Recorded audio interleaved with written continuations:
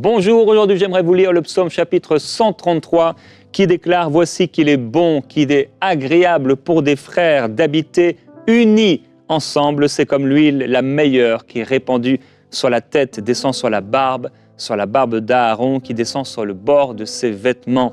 C'est comme la rosée de l'Hermon qui descend sur les montagnes de Sion. C'est là que l'Éternel donne la bénédiction, la vie pour l'éternité. » Et j'aimerais dire à quelqu'un qui n'a plus d'église locale parce qu'il a été blessé et il a été découragé, n'abandonne pas ton assemblée, mais retourne dans la maison de Dieu. C'est là qu'est ta place et c'est là que le Seigneur te bénira. Il y a la vie de quelqu'un qui est bloqué parce que tu t'es éloigné de tes frères et de tes sœurs. C'est vrai, il y a comme au milieu des disciples, il y avait des disputes, il y avait toutes sortes de problèmes, mais le Seigneur ne les a pas divisés, mais les a encouragés à rester unis ensemble. Il y a les 7 églises de l'Apocalypse et à aucune d'entre elles, malgré leurs faiblesses, leurs erreurs, leurs problèmes, à aucune d'entre elles, le Seigneur leur a dit de fermer la porte. Alors, ne ferme pas la porte pour t'en aller loin de ton église, mais va dans la maison du Seigneur et que le Seigneur puisse là envoyer sur ta vie la bénédiction. Avant de laisser la parole à notre invité Sosten Makita, je veux lire le témoignage d'une sœur du Canada. Elle souhaitait rester anonyme. Elle dit « Je viens vous donner mon témoignage suite au visionnement de l'émission Prière inspirée avec Jérémy Sourdril et Omer Kabouya sur la libération des paroles négatives sur soi. C'était le 9 janvier 2024.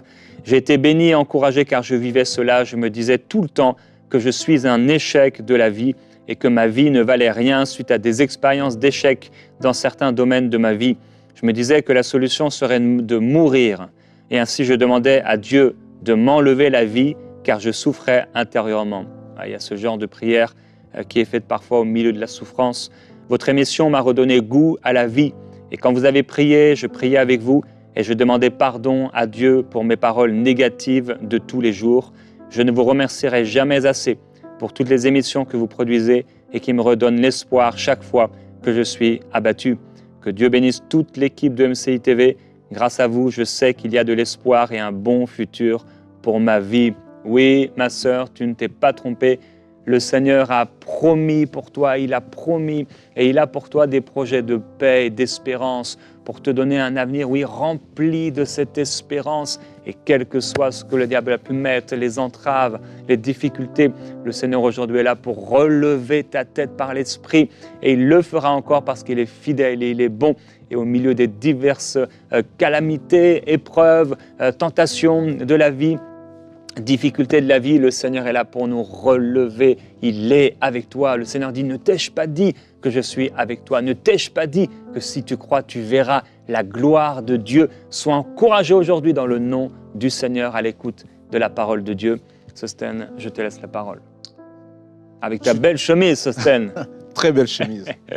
Voilà, je suis très content de vous retrouver encore aujourd'hui autour de notre thème, les 7 points de prise de température de ma relation avec Dieu. Comment savoir où nous sommes avec le Seigneur? Nous avons, comme dans notre vie de tous les jours, et je le disais, notamment dans nos sentiments, besoin souvent de s'asseoir, de faire le point et d'analyser, d'étudier cette relation, de voir si vraiment elle tourne comme elle devrait tourner. De la même manière, avec le Seigneur, nous avons besoin de nous arrêter et de prendre la température de notre relation avec Dieu. Lorsque nous avons la fièvre, nous allons voir le médecin et la première des choses qu'il fait, c'est de prendre notre température. La température est un indicateur de notre état de santé.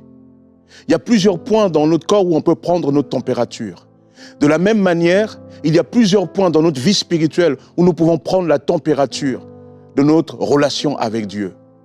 On avait vu tout d'abord que le premier point de prise de température de ma relation avec Dieu, c'est la constance de ma foi. Est-ce que ma foi est en croissance? Est-ce que ma foi est toujours ferme en Jésus? On avait vu deuxièmement que le deuxième point, c'est le témoignage intérieur du Saint-Esprit. Le Saint-Esprit, lorsque nous croyons en Jésus, vient en nous et il est là pour nous conduire. Et celui qui atteste à notre esprit que nous sommes enfants de Dieu. Il est là pour témoigner de notre appartenance. Aujourd'hui, nous allons voir le troisième point de prise de température de ma relation avec Dieu.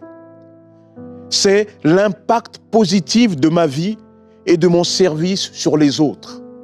L'impact positif de ma vie et de mon service pour les autres. Est-ce que ta vie impacte positivement les autres? Pourquoi c'est un critère d'évaluation de ma relation avec Dieu? C'est parce que lorsque vous êtes en contact avec quelque chose de bon, eh bien, cela reflète sur vous. Lorsque vous avez des mauvaises relations, cela aussi a des conséquences sur vous. Lorsque nous sommes connectés à Jésus, lorsque nous sommes connectés à son amour, alors cette relation est de nature à impacter notre vie au quotidien.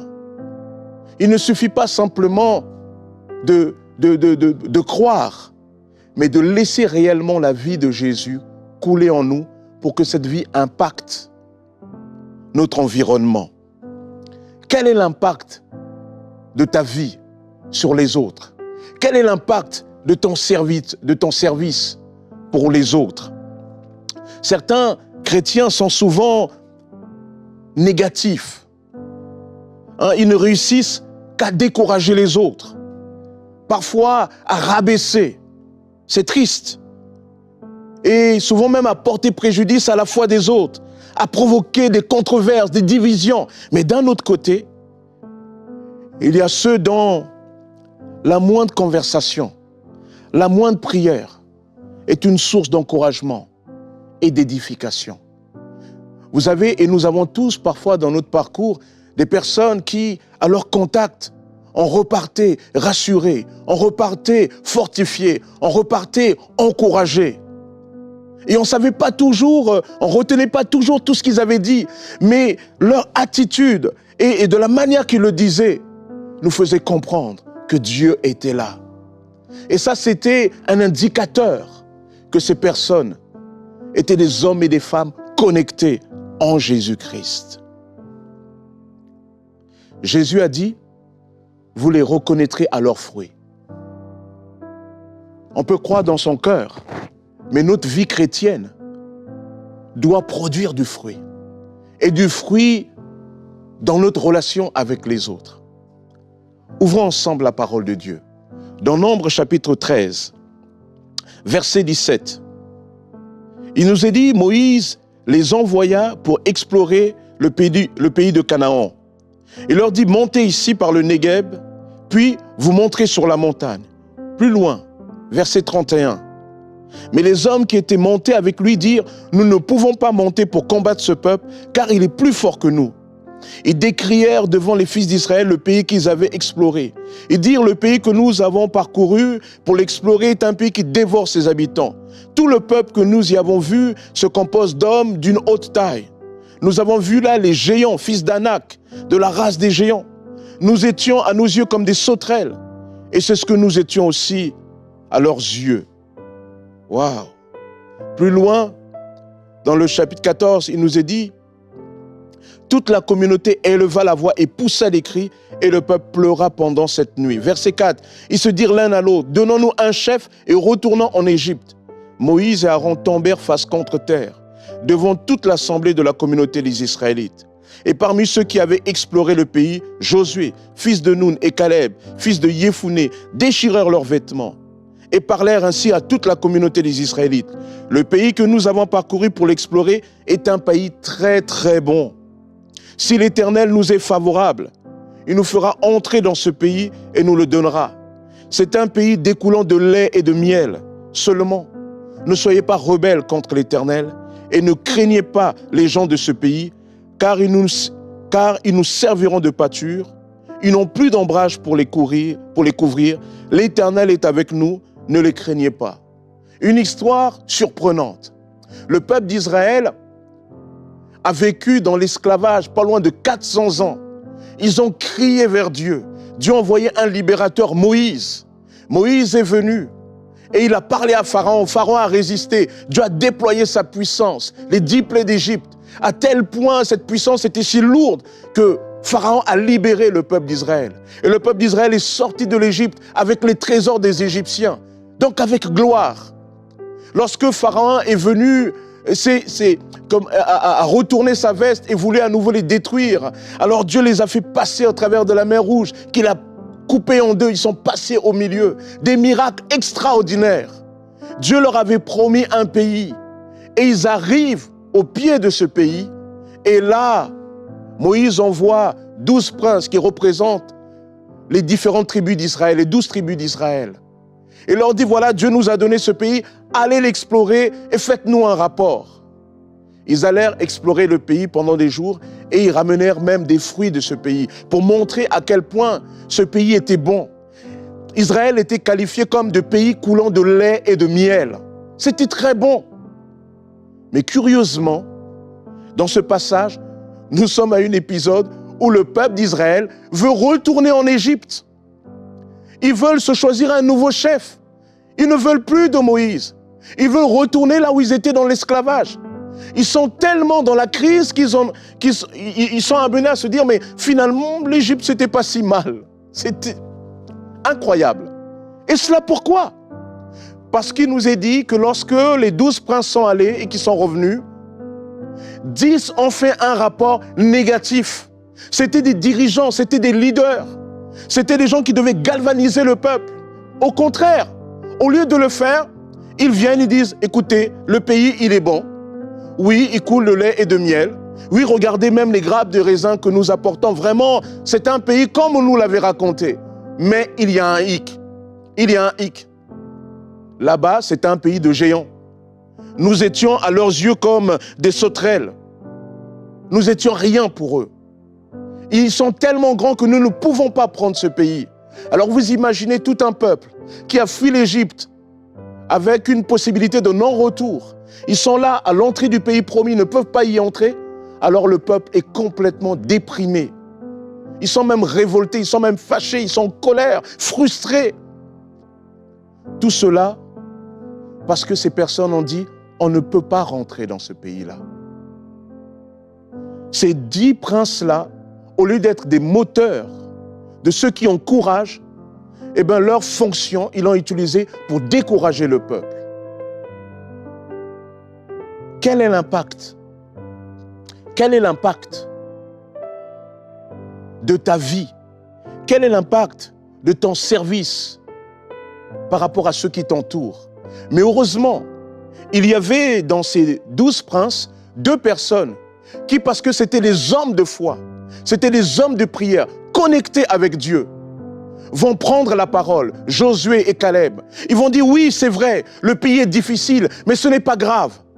Ces géants-là, ils ont beau être géants, mais ils n'ont pas de protection.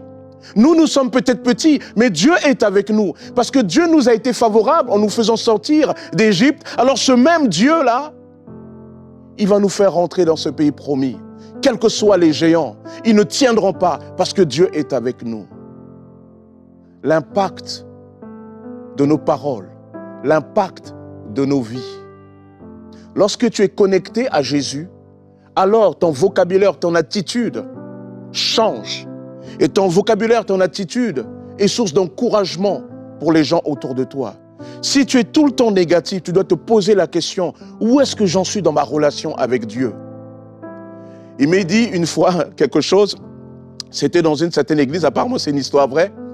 Un frère s'était converti et il était tellement, vous savez, dans ce moment fort où vraiment il y a tout l'enthousiasme de Jésus. Il est allé voir l'ancien de l'église. Il lui a dit, oh frère, vraiment, le Seigneur, quand j'ai donné mon cœur au Seigneur, le Seigneur a touché ma vie, telle chose a changé, telle chose, waouh, c'était incroyable, le Saint-Esprit m'a touché, je ressens la joie de Dieu en moi, vraiment, etc. Et il commence à parler de tout son enthousiasme en Jésus. Et une fois qu'il a terminé, l'ancien le regarde, lui dit, ça te passera. Ça te passera. Oh, c'est terrible. Mais qu'est-ce qui est arrivé à cet ancien? Pour être cet homme qui au début a rencontré Jésus dans toute la ferveur, pour être arrivé là à décourager ce jeune homme. La clé, c'est la relation. Lorsque tu restes connecté avec Jésus, alors tu deviens une source d'encouragement pour les autres. Alors Josué et Caleb vont prendre la parole. Et eux, ils vont y aller. Ces deux personnages ont une particularité, c'est que eux, dans le pays promis, ils vont prendre leur part parce qu'ils ont compris que Dieu est avec eux. Où est-ce que tu en es? Est-ce que tu es devenu quelqu'un d'aigri? Est-ce que les belles choses que fait le Seigneur sont des choses du passé? Parfois, nous sommes aigris parce que nous oublions de rester comme des petits-enfants.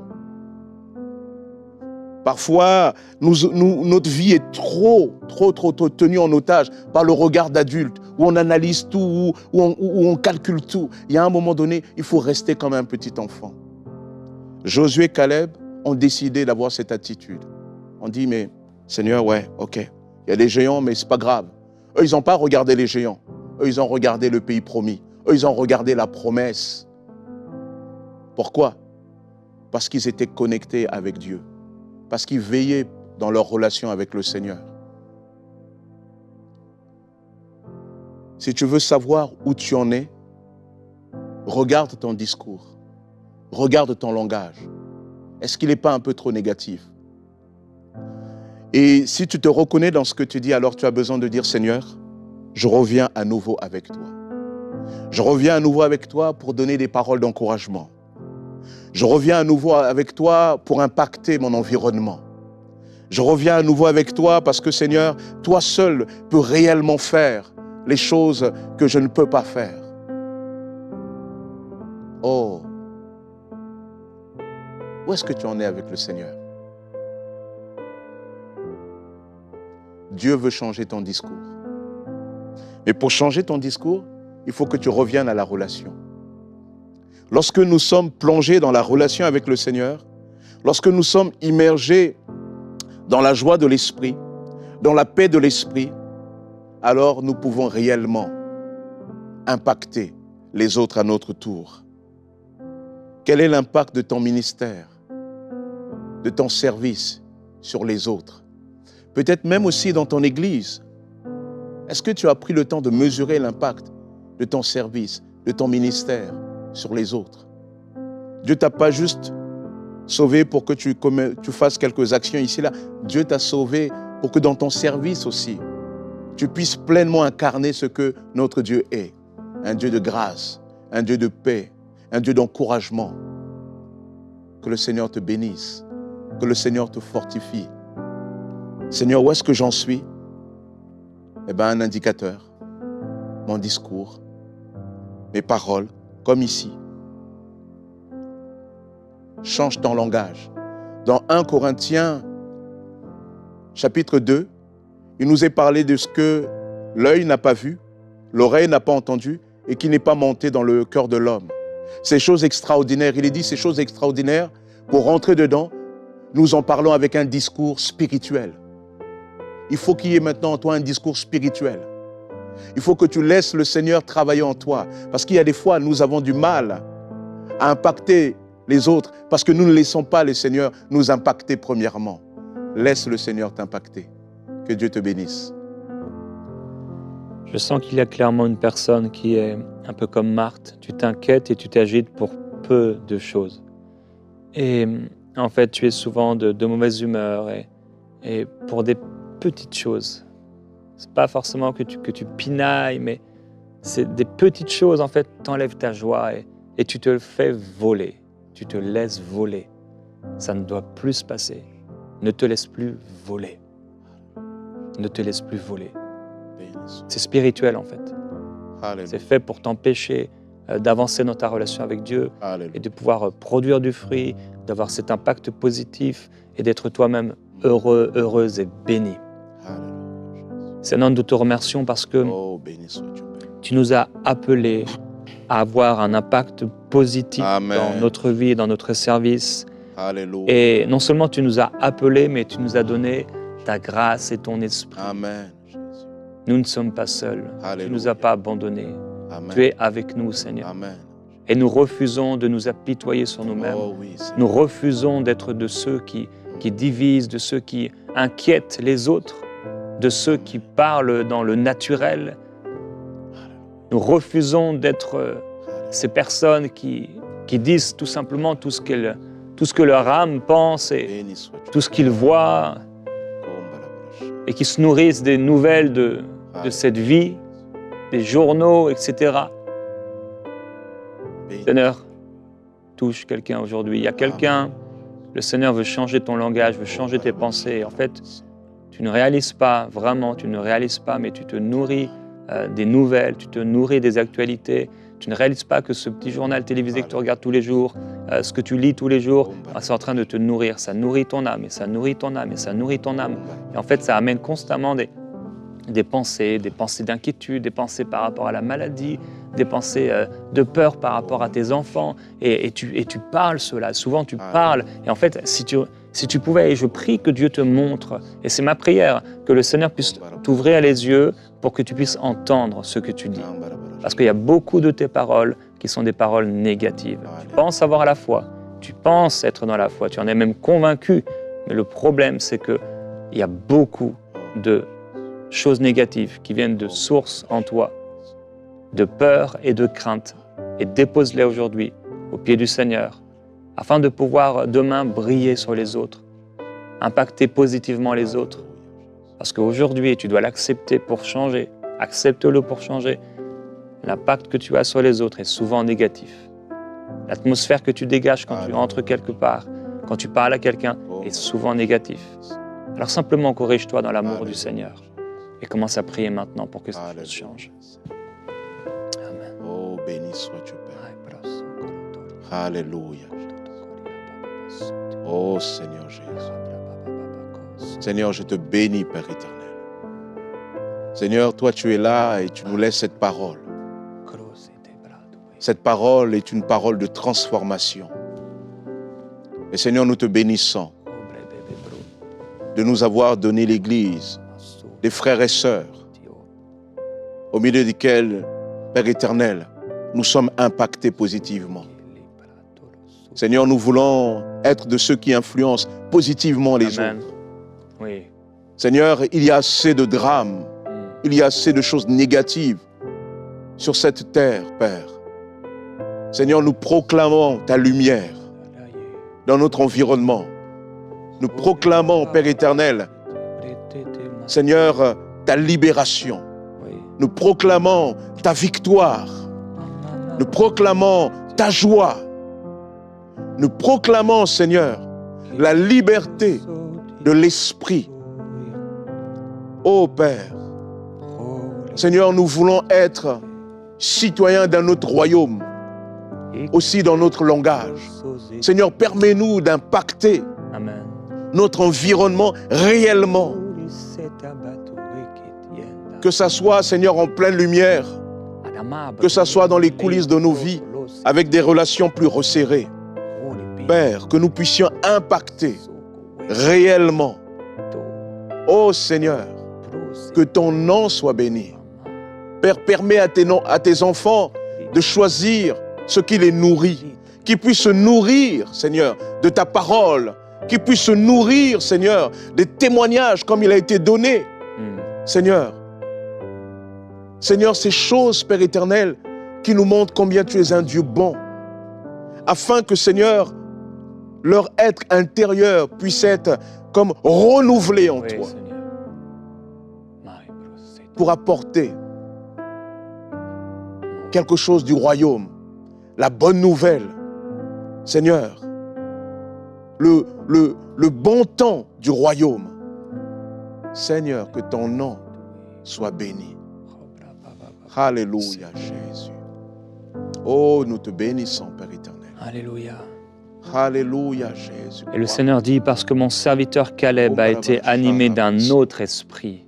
Alléluia. Un autre esprit qui nous fait parler Oh, positivement, et c'est un autre esprit qui nous fait parler, penser négativement, et qu'il a pleinement suivi ma voie, je le ferai entrer dans le pays Alléluia. où il s'est rendu, et sa descendance en Amen. prendra possession. Alléluia. Quelqu'un aujourd'hui doit changer de langage pour entrer en possession des promesses de Dieu. Et le Seigneur me met à cœur de prier par rapport aux relations. Oh oui. Il y a des relations que Dieu, avec des gens avec qui Dieu nous connecte, qui vont changer positivement nos vies. Amen. Il y a une personne, je crois, pour plusieurs, en 2024, il y a une nouvelle amitié, en tout cas une nouvelle relation qui va naître en 2024, t'amener plus loin avec le Seigneur. Alléluia. Et Père, je prie par rapport aux relations. Combien les relations peuvent avoir un impact positif ou négatif sur nous. Oh, béni sois-tu. Et tu mets dans mon cœur aujourd'hui pour quelqu'un Alléluia. que 2024 va faire naître une nouvelle relation d'amitié, une nouvelle relation spirituelle. Et Père, j'appelle cela en ton nom et je prie pour cela. Et je te demande cela selon ta volonté, Seigneur, cette nouvelle relation qui naît. Alléluia. Et je prie, Père, de manière plus générale, Amen. pour que nos relations puissent être assainies par toi. Alléluia, Jésus. Il y a quelqu'un qui doit prendre de ce temps de prière une décision de s'éloigner de cette mauvaise relation. Il a cette relation qui fait du mal à ta vie spirituelle. Alléluia. Pourquoi tu restes encore avec cette personne Oh. alors qu'à chaque fois ça se termine mal, à chaque fois ça ne produit rien de bon et depuis un moment tu es en train de t'affectionner à cette personne et pourtant à chaque fois tu as besoin de demander pardon au Seigneur et à chaque fois que tu sors de là, de ce moment avec cette personne, tu te sens mal et ça t'amène à pécher et tu te sens pas bien. Eh bien, ce sont des signes que cette personne et cette relation, ce n'est pas fait pour toi. Éloigne-toi du mal. La Bible te dit, fuis le mal. Alors je prie, Père, que tu puisses assainir nos relations et prie avec moi, mon ami, et dis, Seigneur, viens assainir, purifier mes relations, purifier mon cœur, afin que je puisse avoir la crainte de ton nom encore plus grande encore, et je prends la décision d'abandonner toute relation négative, toute relation néfaste pour ma vie avec toi, Seigneur, et pour les projets, tes projets dans ma vie. Amen. Béni sois-tu, Père. Et les bras. Oh, nous te bénissons, Père. Tu es notre Dieu. Alléluia, Seigneur. Oh, toi qui es gris. Toi qui es gris, peut-être tu as entendu ce message, on a parlé de personnes négatives, parce qu'au plus profond de toi, tu es aigri. C'est l'occasion pour toi de dire au Seigneur aujourd'hui, Seigneur, pardon. Tu as besoin de commencer par un pardon, Seigneur. Parce que j'avais le mandat de manifester ta joie, de manifester ta paix. Et j'ai laissé l'aigreur animer ma vie. L'aigreur parce que tu vois la réussite autour de toi et il y a des choses que tu ne vois pas encore se réaliser. Alors tu es aigri. Dieu veut te libérer. Dieu veut que tu le laisses réellement poser sa paix. Dieu veut que tu proclames sa grâce dans ta vie. Dieu veut que tu sortes de cette aigreur en proclamant qu'il est le Dieu qui t'aime, en proclamant que ta vie est entre ses mains. Fais-le, proclame-le, confesse-le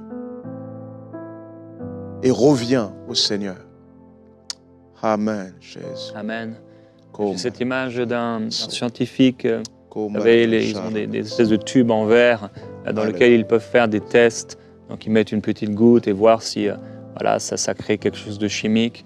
Et la pensée du Seigneur, c'est que quelqu'un doit, comme ça, comme ces tubes qui sont là et on met une goutte dedans pour savoir si c'est bon, si ça a fonctionné, eh bien les relations qui sont là dans ta vie, mets la parole de Dieu dans cette relation, cette amitié avec cette personne. Est-ce que c'est approuvé par le Seigneur? Est-ce que c'est approuvé par le Seigneur? Est-ce que cette relation est approuvée par le Seigneur? Et le Saint-Esprit qui vit en toi te dirigera. Et si tu n'as pas la paix, je t'encourage vraiment à pouvoir mettre une distance et à demander au Seigneur, est-ce que c'est juste une distance ou est-ce que simplement couper la relation, mais obéis au Seigneur, c'est là ton salut. Alors, on va se retrouver demain dans Prière Inspirée. Je veux t'encourager à faire du bien à quelqu'un dans les prochaines 24 heures. Si tu es un mari ou une épouse, fais du bien à ton époux, à ton épouse, peut-être à tes enfants, à un ami ou un collègue de travail, mais demande au Seigneur comment je peux bénir quelqu'un, faire du bien à quelqu'un dans les prochaines 24 heures et on se retrouve demain.